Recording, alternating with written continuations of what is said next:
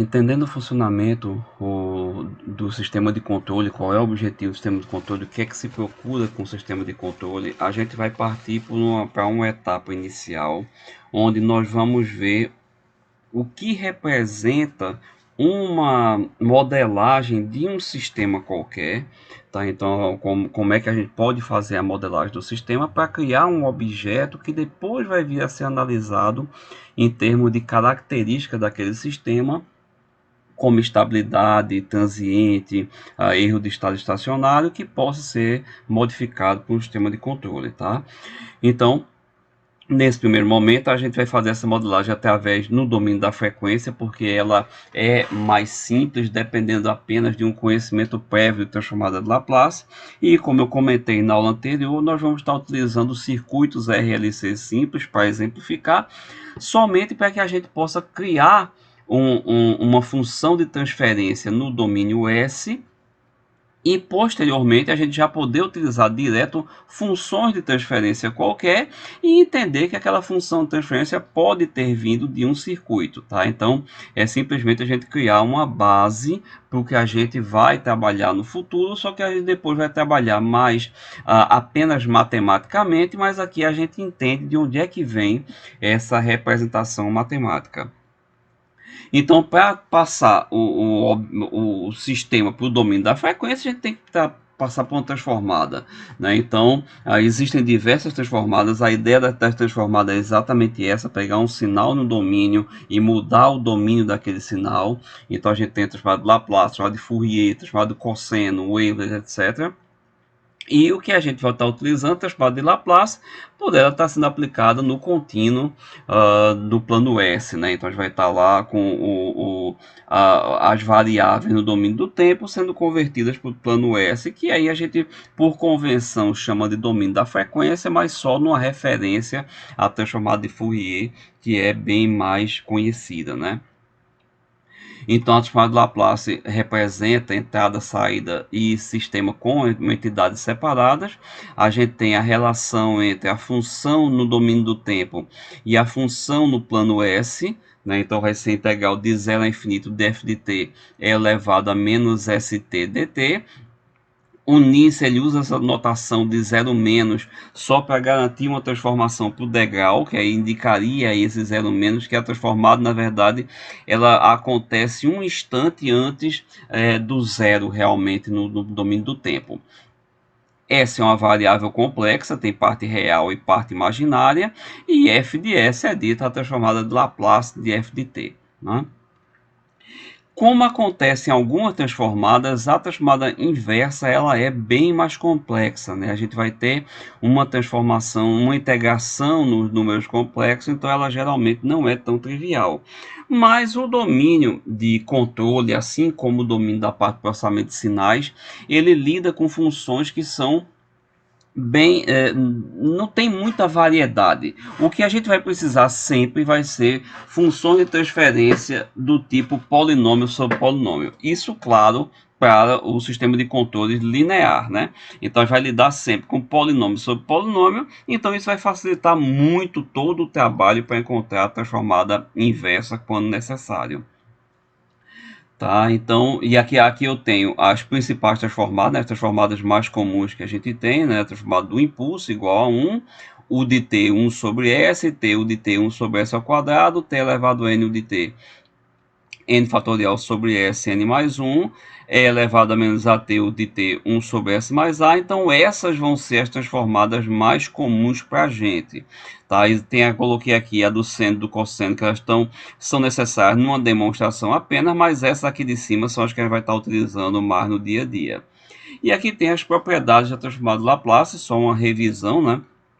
Partindo da definição, as duas propriedades que garantem o princípio da superposição, né, que garante a linearidade da transformada, o deslocamento no domínio da frequência, o deslocamento no domínio do tempo, já o escalonamento, o teorema da derivada, né, derivada aqui de primeira ordem, a primeira derivada de segunda ordem, derivada de enésima ordem, e a integração, né? Então, novamente também, o teorema da derivada a gente vai precisar diversas vezes, onde normalmente nós vamos trabalhar com condições iniciais nulas. Então, em geral, a transformada da derivada para a gente vai ser simplesmente S f de S. Tá? Condições iniciais nulas, esse termo vai desaparecer, assim como esses para a derivada de segunda ordem ou de mais alta ordem, a gente vai ficar só com S elevado a n vezes f de S. Bem, aqui tem um exemplo só para relembrar essa manipulação dos expoentes, dos elementos da transformada, tá certo? Fica para vocês revisarem. Aqui tem outro exemplo aplicando direto as propriedades da transformada. Uma coisa que a gente vai precisar bastante é a expansão em frações parciais, né? A gente vai precisar lidar em alguns momentos com transformadas inversas, e a transformada inversa pode ser mais fácil de ser calculada na hora que eu faço a expansão em frações parciais. Tá? Então, a expansão, existem dois métodos mais conhecidos, né? Que é o de Clearing Fractions e o de resíduos. Qualquer um deles não é relevante para a gente, vão servir para o mesmo resultado. Então a ideia é que se eu tiver algum polinômio, uma divisão de polinômios nesse formato daqui, então eu vou separar isso aqui em frações menores, como k1 sobre x mais 1, k2 sobre x mais 2, como esse x mais 3 está ao quadrado, então eu preciso de todas as potências dele, então k3 sobre x mais 3 e k4 sobre x mais 3 ao quadrado. E aí você vai manipular essas equações de forma a descobrir quem é K1, K2, K3 e K4. Vai chegar um momento que esses valores não vão ser tão necessários para a gente. Mas aí, por enquanto, está aqui o cálculo, revisando. Isso é um conteúdo que vocês tiveram nas aulas de sinais e sistemas, com a Luiz ou com o Divanilson. E aí você consegue encontrar os valores ali da cada uma das variáveis, né? E aí, com eles, a gente consegue calcular a transformada inversa de forma simples. O objetivo daqui é a gente simplificar a minha função para não ter que aplicar no cálculo exato da transformada inversa.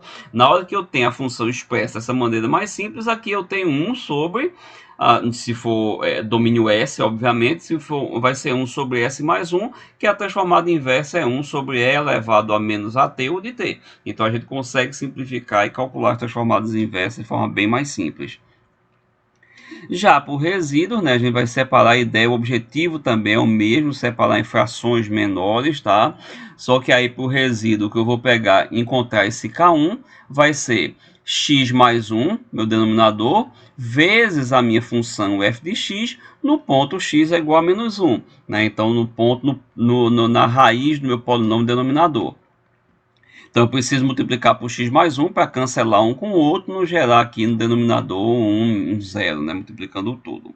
E aí com isso a gente encontra os valores de K1, K2 e K3. O método do resíduo só é um pouco mais complicado quando ele tem um polinômio com grau maior do que 1 no denominador, como era o 2 no exemplo anterior. Então aí ele exige uma série de cálculos a mais, que aí foge do escopo da gente, e vocês relembram isso dentro de onde vocês cursaram ensinar esses sistemas ou qualquer outra disciplina. Né? Então está aqui um exemplo de possibilidade de a gente misturar os dois métodos, né? E aí, basicamente, o que a gente tem como resumo de expansões e frações parciais é uma situação muito comum, é essa ou essa daqui, tá? Onde eu tenho o meu denominador com dois ou mais fatores com expoente 1, então a separação é bem simples, K1 sobre S mais 1 mais K2 sobre S mais 2, e aí tira um múltiplo comum daqui, vai ser S mais 1 vezes S mais 2, vai dar K1 sobre vezes S mais 2 mais K2 vezes S mais 1, e aí manipula para encontrar os valores de K1 e K2. Segundo caso comum é a gente ter um expoente, algum termo, algum fator com expoente maior do que 1, então a gente vai ter que expandir em todos os expoentes que a gente tem até chegar nesse daí, né, até chegar no 2 nesse caso. Quando eu tenho algum polinômio denominador que as raízes são complexas, então eu tenho que quebrar no polinômio de grau uma unidade menor. Então, se eu tenho aqui s ao quadrado, aqui fica s elevado a 1. Se aqui embaixo for s a quarta, né, que são raízes complexas, tem que ser polinômio de grau par para poder ter a raiz e o conjugado. Então, se for alguma coisa assim, dado que já é a quebra, né? Já é a quebra do polinômio, né? Então, se for alguma coisa que eu posso quebrar mais, então em cima ficaria o cubo e assim por diante. Bem, e aí o que a gente tem, a ideia é que nosso sistema ele consiga ser representado por uma equação diferencial. Então, eu quero representar meu sistema por uma equação diferencial. Aqui eu tenho a saída do sistema, aqui eu tenho a entrada do sistema. Se eu aplico aqui a transformada de Laplace nessa equação diferencial, considerando condições iniciais nulas, como é dito, eu vou ter a segunda derivada de y, vai virar s ao quadrado y de s, mais 12 vezes s y de s, mais 32 y de s, igual a 32 sobre a transformada de Laplace de u de t, tá certo? Aqui, como é um degrau, então você vai ter 1 sobre s. E isso vai levar a minha saída a ser da forma y de s igual a 32 sobre esse polinômio, que é a mesma coisa que 32 sobre s mais 4, s mais 8. E aqui é onde entra a expansão em frações parciais, né? Se eu quero encontrar quem é minha saída, quem é meu y de t, minha saída no domínio do tempo, eu preciso calcular a inversa dessa de y de s. E aí você vai precisar expandir em frações parciais, calcular cada um desses coeficientes que eu tenho, e aí no final, com o sistema, com a função simplificada, fica mais fácil eu calcular a transformada inversa de cada fator. Então eu tenho aqui u de t menos 2 vezes u de t deslocado de 4 posições, então é elevado a menos 4t u de t, mais uma vez u de t deslocado de 8 posições, é elevado a menos 8t u de t. Ou, como normalmente a gente já vai representar, nesse formato daqui, excluindo o de t. Aqui é simplesmente porque nós estamos trabalhando com sistemas que são muito próximos da realidade mesmo. Então, normal é que o sistema só comece a operar a partir do instante zero. Então, o de t existe, mas ele é subentendido como sendo, fazendo parte aí da sua resposta. Então, não precisa colocar ele todas as vezes. Aqui eu coloquei a função no MATLAB que faz a expansão em frações parciais, tá? Então, se ela recebe dois vetores com entrada representando meus polinômios do numerador e denominador, ela devolve RPK como saída, né? Que seriam esses coeficientes que eu tenho, os meus polinômio do denominador e ali um termo isolado, se existir, nesse caso ele é vazio. E se a mesma função recebe 3 parâmetros de entrada e devolve 2 parâmetros de saída, ela calcula para você qual seria o polinômio que gerou aquela expansão em frações parciais. Bem, então o que a gente tem é que as nossas funções de entrada e saída dos nossos sistemas, elas se relacionam através de uma equação diferencial linear invariante no tempo de enésima ordem. Então é assim que eu vou ter a relação da minha saída com a minha entrada do sistema. Então eu posso ter a minha entrada sendo derivada também, tá? Tanto a saída quanto a entrada sendo derivada. Então y é a saída, x de t é a entrada do sistema. E o que a gente está buscando encontrar é o que? O que eu preciso encontrar, daqui a pouco eu comento um pouquinho o que eu tenho aqui em cima, mas eu quero encontrar qual é a relação entre saída e entrada do sistema. Então eu quero o que a gente chama de função de transferência, é a relação entre entrada e saída. Ora, mas como eu vou relacionar aqui y de t com x de t se eles estão dentro de derivadas? Eles estão sendo derivados, então eles não são tão óbvios assim. Eu não tenho como colocar esses elementos em evidência para fazer uma relação entre eles. Então é aí que a transformada de Laplace entra, ela vai ser aplicada a toda dos lados da igualdade. Então eu vou ter a transformada de Laplace das derivadas se transformando em s elevado a n y de s. Então tenho tudo aqui, mais as condições de saída, e a mesma coisa para o x de s, né, com a derivada dele, mais as condições de entrada. Considerando condições de entrada e condições de saída nulas, como é o comum para a gente, o que eu vou ter no fim das contas, eu vou conseguir colocar o y de s em evidência, ele vai estar multiplicando cada um desses coeficientes por s elevado a um expoente qualquer. Da mesma forma, o x de s pode também ser colocado em evidência, vai estar multiplicando cada um desses b's coeficientes vezes s elevado a um expoente qualquer. Obviamente, m e n não precisam ser iguais, né? A gente pode a gente normalmente tem expoentes diferentes aí, tá? Então aí eu consigo colocar y de s, x de s em evidência e aqui relacionar eles encontrando a minha função de transferência. Então a função de transferência no plano S, ela relaciona a saída e a entrada do sistema. Precisa ser nessa ordem, é saída sobre entrada. Isso é função de transferência. Tá? Então, por exemplo, está aqui nesse caso representado graficamente através do diagrama de blocos, aqui é a função de transferência, né? Da mesma forma, se eu tenho a função de transferência e eu tenho a minha entrada, eu calculo a minha saída.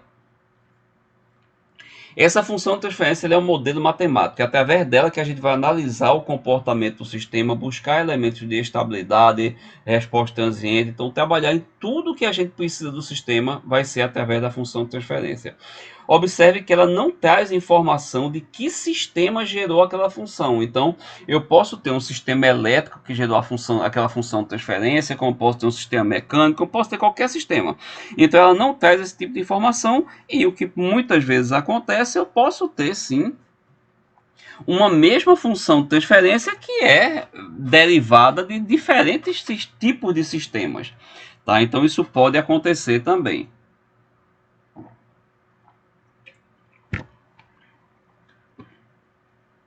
Se a gente conhece a função de transferência, a saída pode ser estudada para diversas formas de entrada, né? Então é aí onde surgem também os sinais de teste. Eu posso colocar sinais de teste na entrada para analisar como é a saída.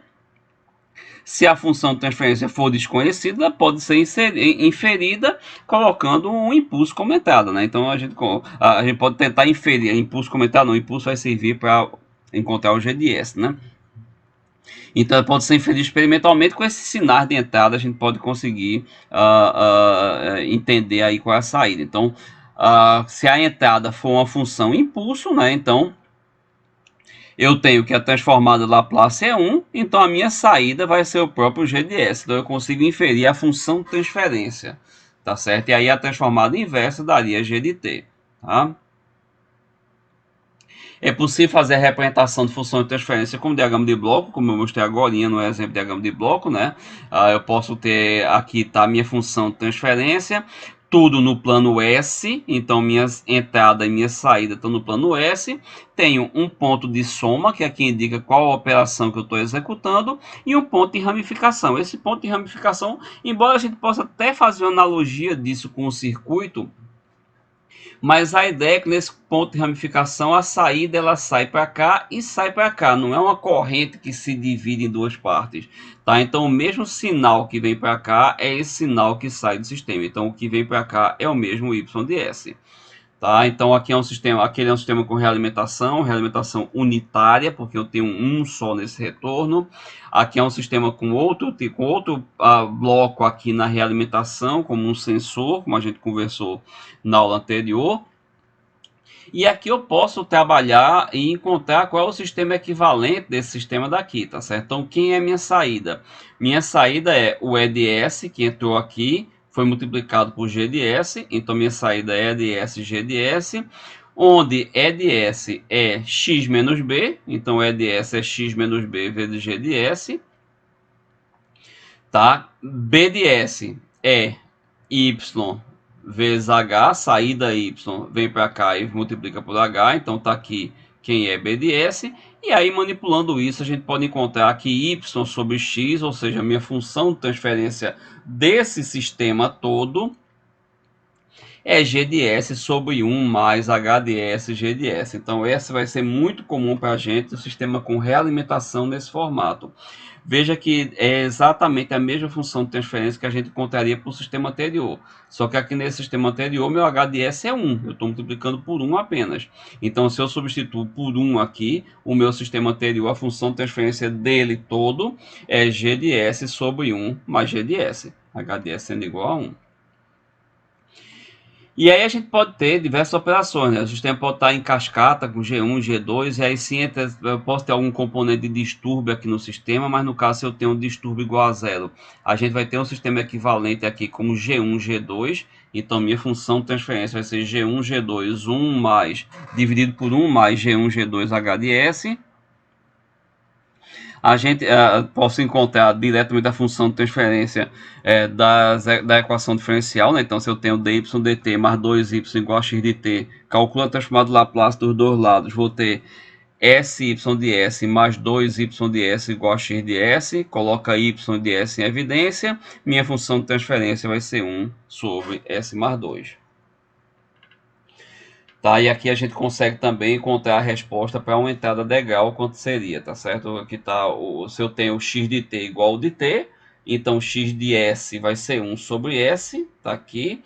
Y de s é g vezes x, então é 1 sobre s vezes s mais 2. Expande em frações parciais, calcula os coeficientes e aplica a transformada inversa.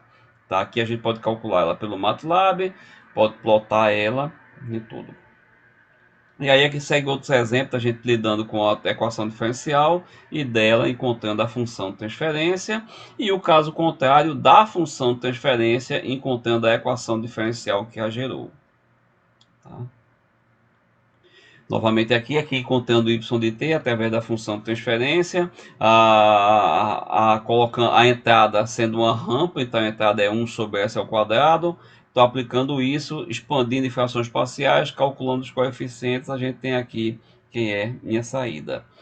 E aí, como eu comentei, o elemento principal da gente vai ser o trabalho com os circuitos, né? Esse vai ser o objeto que a gente vai estar fazendo utilizando para montar uma função de transferência, mas partindo de alguma coisa um pouco mais sólida, para depois a gente entender que essa função de transferência ela pode vir de um circuito.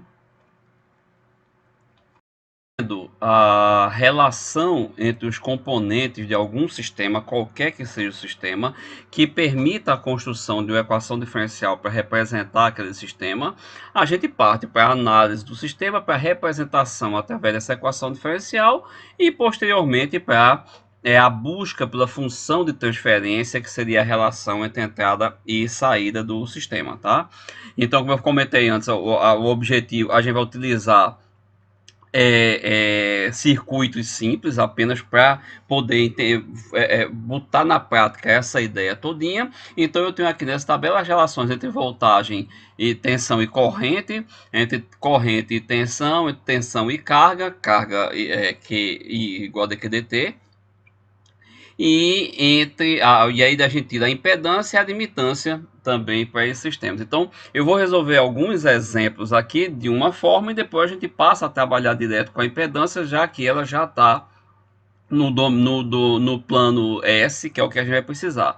Então a gente começa com alguns exemplos, aplicando direto as relações que a gente tem entre os circuitos, entre os componentes do circuito, para a gente entender onde é que a gente quer chegar, e depois a gente já passa para utilizar a impedância. Então, por exemplo, esse exemplo simples no circuito RLC, a questão pede para encontrar a função de transferência que relaciona a voltagem do capacitor VC de S com a voltagem de entrada V de S. Então, vejam, esse é um dos primeiros problemas que a gente tem com o uso de função de transferência. Eu preciso deixar claro qual é a saída que eu quero observar. Eu estou observando que saída em relação a uma entrada do sistema. Tá? Então, no caso aí, nesse circuito que a gente vai estar trabalhando, a entrada não vai ser um elemento complicado, que eu tenho aí apenas uma fonte de tensão vai estar nos circuitos, mas eu posso ter mais malhas, por exemplo, eu posso querer observar a corrente em relação à entrada, não a tensão do capacitor, então isso vai ser uma limitação, isso é uma limitação da função de transferência. Então, aí no caso, na rede RLC que a gente tem aqui, né, só tem uma malha, então eu vou aplicar a lei das malhas aqui, de forma que a tensão do indutor mais a tensão do resistor mais a tensão do capacitor igual a tensão de entrada. E a partir daí a gente vai substituir os componentes que a gente tem pelas relações entre eles, a relação de tensão com corrente, quando for necessário, ou carga, ou o que é que seja. Então eu tenho aqui tensão do indutor, tensão do resistor, tensão do capacitor igual a tensão da entrada. Tensão do indutor, L dI dt, tensão do resistor, R vezes I, tensão do capacitor, 1 sobre C integral de tal igual a V de T. Bem, nós queremos montar uma equação diferencial de enésima ordem. Então eu preciso transformar todas as relações que eu tenho em derivadas. Então, para isso, eu vou estar substituindo a tensão pela carga, né? I igual a dq dt. Estou fazendo isso aqui para poder retirar essa integral daqui, que ela é que está impedindo minha equação de ser diferencial. E aí eu passo a ter L, segunda derivada de Q, dt2, mais R, dq dt, mais 1 sobre CQ igual a V de T. Então, eu já tenho o meu sistema expresso na forma de uma equação diferencial. A saída que quer ser observada é a tensão do capacitor, ela é dada por 1 sobre C vezes Q, ou seja, minha carga é C vezes VC dt. Por que é que estou fazendo isso? Dessa relação que eu tenho aqui, eu não consigo representar o que está sendo pedido. O que está sendo pedido é a relação entre a tensão do capacitor e a tensão de entrada. Eu não tenho tensão do capacitor em nenhuma componente daqui. Veja, a gente podia ter deixado essa tensão do capacitor aqui intocada, já que ela vai voltar aqui no circuito. Mas eu quis mexer nela justamente para a gente reter um componente integral aqui e a gente observar que esse componente precisa sair, tá certo? Então, eu preciso representar essa equação toda em função da tensão do capacitor. Então, eu tenho que, com essa relação, a gente tira que a carga é C VC de T. Então, com isso, a gente substitui a carga por isso e a gente vai passar a ter minha equação diferencial em função da derivada da tensão do capacitor e da entrada. E agora é o ponto que a gente tinha antes. Eu preciso, para calcular a função de transferência, eu considerando condições iniciais nulas, então eu vou aplicar a transformada de Laplace nessa igualdade daqui. É aí onde entra a necessidade do sistema ser linear, tá certo? A transformada de Laplace aqui da soma vai ser a transformada de Laplace de cada componente, são somados, a soma das transformadas. Então a gente passa a ter aqui LC S ao quadrado vezes VC de S, mais RCS VC de S, mais VC de S. Ou, colocando VC de S em evidência, a gente tem essa expressão daqui, com isso direto a relação que eu quero entre saída e entrada do sistema, VC de S sobre V de S, igual a 1 sobre LCS ao quadrado mais RCS mais 1. E encerra. Aí estaria pronta a nossa função de transferência. Eu coloquei um passo a mais apenas porque normalmente nós vamos precisar ter esse coeficiente daqui igual a 1. O coeficiente do maior expoente do meu polinômio do denominador igual a 1 para algumas análises que a gente vai fazer posteriormente. Então, por isso eu peguei e dividi tudo multipliquei tudo por 1 sobre LC, numerador e denominador, e aí reescrevi minha função de transferência dessa forma. Ok? Bem, e aí, com isso, a gente tem, né, a tensão, posso calcular a tensão do capacitor, posso calcular a tensão do resistor, tensão do indutor, pode calcular o que você quiser, né? Então, a gente pode encontrar qualquer relação a partir disso, né? E aí, veja, se a gente trabalha direto, o que eu estou dizendo é que eu poderia encontrar a função de transferência que relacionasse a entrada com qualquer um desses componentes. Mas aí uma forma mais fácil a gente fazer isso tudo é passar tudo logo para o domínio da impedância. Então, onde antes eu tinha esse meu circuito RLC, tá, em função com os componentes relacionados com o tempo, eu já vou passar tudo para o plano S e vou passar a ter meu indutor como LS, meu resistor como R, meu capacitor 1 sobre CS, e aí eu tenho aqui a transformada da entrada, a transformada da tensão do capacitor e a transformada da corrente. Então esse passa a ser meu circuito transformado. De forma que eu já tenho, aplicando lei de Mayer novamente, LS vezes I mais R vezes I de S mais 1 sobre C vezes I de S igual a V de S. Então, a soma das impedâncias do meu componente vezes a transformada da corrente igual à soma das voltagens, que no caso é uma só, claro. E aí eu tiro aqui a relação entre I de S e V de S, sabendo que VC de S é igual a I de S vezes 1 sobre CS, eu calculo quem é I de S, então eu volto isso aqui para ser função de VC, e a gente passa a encontrar exatamente o mesmo resultado anterior, que obviamente tinha que acontecer. É o mesmo sistema, então a função de transferência para aquele mesmo sistema, ela vai ser única, tá certo? Ela precisa ser única. Bom, então, na análise de malha, o que a gente vai fazer, tá certo? É substituir os elementos passivos por função de impedância, então aplicar o transformador Laplace em cada elemento, substituir fontes e variáveis do tempo por suas transformador Laplace, né? O V de T virou V de S, assumir a corrente, aplicar a lei de Kirchhoff e resolver as equações para a saída e de forma organizar isso, de forma a encontrar a função de transferência desejada.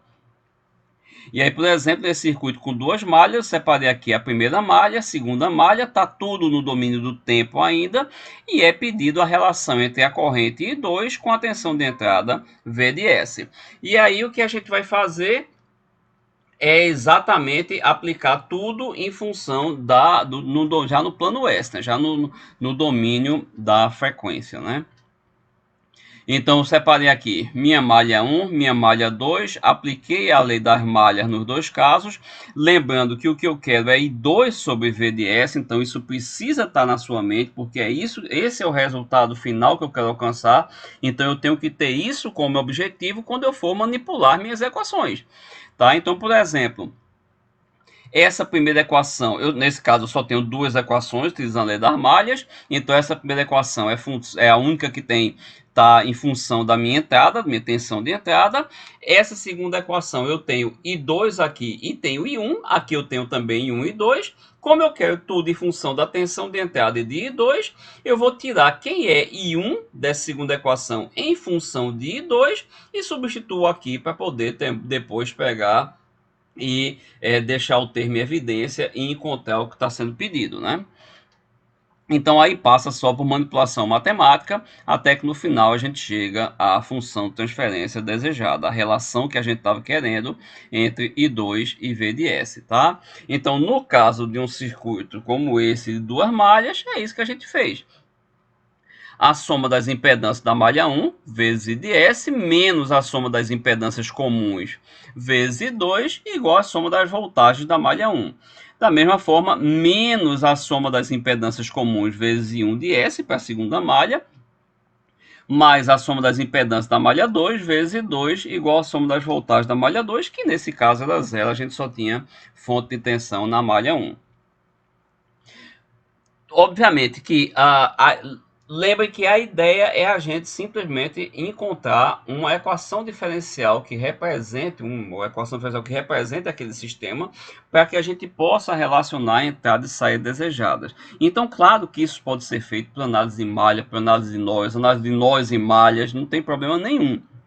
Então, qualquer que seja a forma que você vai lidar com o seu circuito, como objeto da gente de exemplo é o circuito, vai ser válido. Então, nesse caso daqui, eu só fiz trabalhar com análise de nós, tá? Para esse novo exemplo daqui, e novamente está sendo pedido aí, especificado qual é a função de transferência que você quer encontrar no final. Seria a relação da saída VC de S com a entrada V de S. E aí, com o cálculo de definir, tem esses dois nós aqui, esse nó daqui e esse nó, e aí trabalhando com nós, a gente chega no resultado final. Aqui no caso não é obrigatório isso, mas eu passei 1 sobre R, passei 1 sobre R1, 1 sobre R2 para ser a resistência, o inverso da resistência é a condutância, tá certo? Eu trabalhei com condutância aqui, mas obviamente não é obrigatório. Tá? Então, na análise de nós vai trabalhar com a admitância, a soma das admitâncias que eu vou estar multiplicando pela tensão aí dos elementos do nó. Esse outro exemplo daqui, a base da aplica tem 3 malhas, então eu busquei a relação entre as 3 malhas. E aí, só que uma coisa que está feita diferente nele é que eu não defini qual era a função de transferência que eu estava buscando. Tá? Então a gente vai analisar as malhas que eu tenho, pode utilizar até a malha externa também, se quiser para alguma coisa. Então tá aqui, de forma geral, o que é que a gente tem, né? Cada malha que eu estou analisando vai ter um sinal positivo na soma das suas impedâncias. Estou analisando a malha 1, então essa soma é positiva. Estou analisando a malha 2, essa soma é positiva. Analisando a 3, essa é positiva. E as que são em comum são negativas, né? E aí, fazendo isso para aquele circuito, a gente chega nessa equação daqui. E aí, por exemplo, a gente pode... Que aí, Nesse ponto, qualquer que seja o elemento que você está observando como saída, você vai chegar exatamente às mesmas equações. A partir daqui é que você precisa se preocupar em o que é que eu estou observando para saber o que é que eu vou organizar aqui para encontrar a minha saída, tá? Então, por exemplo, se eu quisesse encontrar I3 sobre V, então você teria uma organização, tá? Então tá aqui os primeiros passos dessas contas. E aí eu fiz esse exemplo de uma maneira mais geral para a gente ver como no MATLAB eu poderia de fato encontrar todas as saídas, e aqui eu considerei como elementos observáveis as minhas correntes I1, I2 e 3. Então, se você trata isso como uma matriz simbólica, né? Então eu tenho um S como um símbolo, né? Então não é uma variável que tem algum valor definido. Então eu construí a matriz A aqui, construí a matriz B como sendo, desculpa, as minhas variáveis I1, I2 e 3, então está aqui na matriz B. Tenho C como sendo V00, e aí eu posso encontrar bem, encontrar os valores de 1, e 2 e 3 através de uma operação de matrizes. E aí esse último comando aqui do MATLAB, ele vai só mudar a apresentação, tá certo? O MATLAB apresenta tudo como se fosse linha de comando, então por isso esse 3 está lá em cima, que é como se aqui fosse uma linha, aqui fosse outra linha. Então eu tenho V que multiplica 20s ao cubo, mais 13s ao quadrado, mais 10s mais 1, dividido por 24s à quarta, mais 30s ao cubo, mais 17s ao quadrado, mais 16s mais 1, e isso corresponde ao valor de I1, minha variável I1. E 2 é esse outro valor daqui, e 3 é esse outro valor. Então, com isso, a gente tem como calcular I1, I2 e 3 sobre V, tá? Bom, e aí a gente pode construir uma função de transferência desse tipo utilizando circuitos elétricos. Então, para isso, a gente vai utilizar o mais comum, é utilizado um amplificador operacional, né, que são amplificadores de acoplamento direto de alto ganho, né, que usam realimentação para controle de suas características. Então, justamente a ideia da realimentação casa bem com a construção de um diagrama de blocos, tá certo?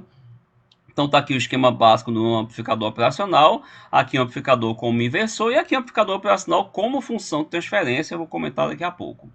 Então tá aqui as características principais que a gente tem do amplificador operacional, a saída dada pelo ganho vezes a diferença das tensões que a gente tem na entrada, tá? Se o amplificador está aterrado, então essa é a relação que eu tenho entre saída e entrada, essa é a função de transferência.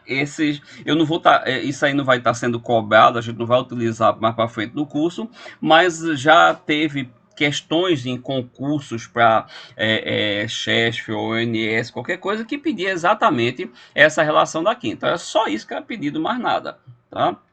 Exatamente num circuito desse com um inversor com uma das entradas aterradas, tá? E aí tem um exemplo de um circuito prontinho aqui com alguns valores teóricos só para a capacitância e resistência. E no final que a gente encontra como função de transferência, eu destaco aqui que essa estrutura que a gente tem dessa cara que está aqui é o que a gente chama de compensador proporcional integral derivativo, que a gente vai conversar sobre isso lá para o final do curso.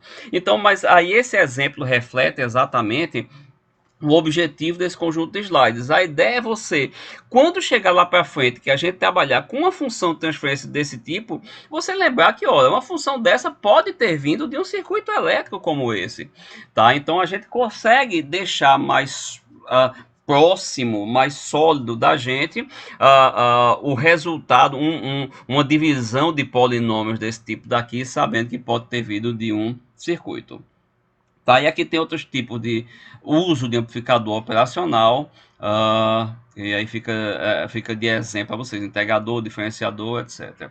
E aí tem alguns exercícios sugeridos no capítulo 2 do NICE para serem feitos e algumas questões no MATLAB também para solidificar os conteúdos. E aí o próximo assunto é a gente ver um outro tipo de modelagem no domínio do tempo e entender quais são as vantagens dela em relação ao domínio da frequência, quando é que ela pode ser aplicada, e por que a gente começou com o domínio da frequência e não do tempo.